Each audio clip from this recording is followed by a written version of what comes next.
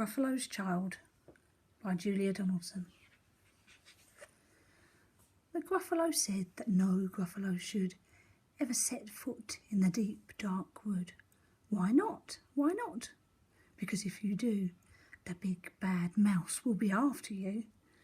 I met him once, said the Gruffalo. I met him a long, long time ago. What does he look like? Tell us, Dad. Is he terribly big and terribly bad? I can't quite remember, the Gruffalo said. Then he thought for a minute and scratched his head. The big bad mouse is terribly strong, and his scaly tail is terribly long. His eyes are like pools of terrible fire, and his terrible whiskers are tougher than wire. One snowy night when the Gruffalo snored, the Gruffalo's child was feeling bored. The Gruffalo's child was feeling brave, so she tiptoed out of the Gruffalo cave. The snow fell fast and the wind blew wild. Into the wood went the Gruffalo's child. Aha, aho, a trail in the snow. Whose is this trail, and where does it go? A tail poked out of the log pile house. Could this be the tail of the big bad mouse? Out slid the creature. His eyes were small, and he didn't have whiskers. No, none at all. You're not the mouse. Not I, said the snake. He's down by the lake, eating Gruffalo cake.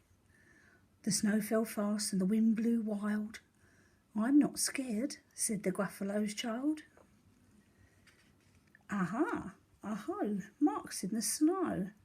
Whose are these claw marks, and where do they go? Two eyes gleamed out of a tree-top house. Could this be the eyes of the big bad mouse? Down flew the creature.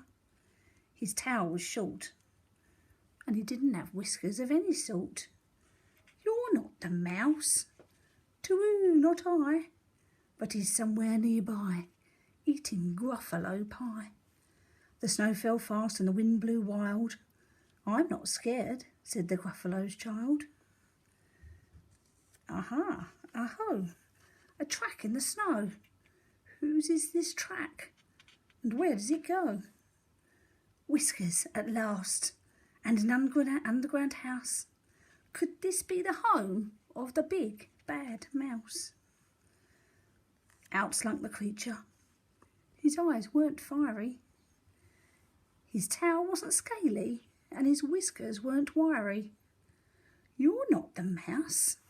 Oh, no, not me. He's under a tree, drinking Gruffalo tea. It's all a trick, said the Gruffalo's child, as she sat on a stump where the snow lay piled. I don't believe in the big bad mouse. But here comes a little one out of his house. Not big, not bad, but a mouse at least. You'll taste good as a midnight feast. Wait, said the mouse, before you eat. There's a friend of mine that you ought to meet. If you'll let me hop onto a hazel twig, I'll beckon my friend so bad and big. The Gruffalo's child unclenched her fist. The big bad mouse? So he does exist. The mouse hopped onto the hazel tree. He beckoned, then said, just wait and see. Out came the moon. It was bright and round. A terrible shadow fell onto the ground. Who is this creature so big, bad and strong? His tail and his whiskers are terribly long. His ears are enormous, and over his shoulder he carries a nut as big as a boulder.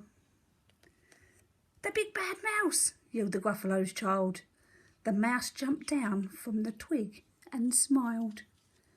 Aha, oh hoo, prints in the snow. Whose are these footprints?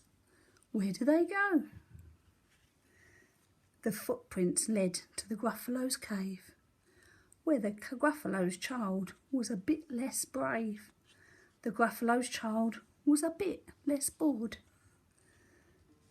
And the Gruffalo snored and snored and snored.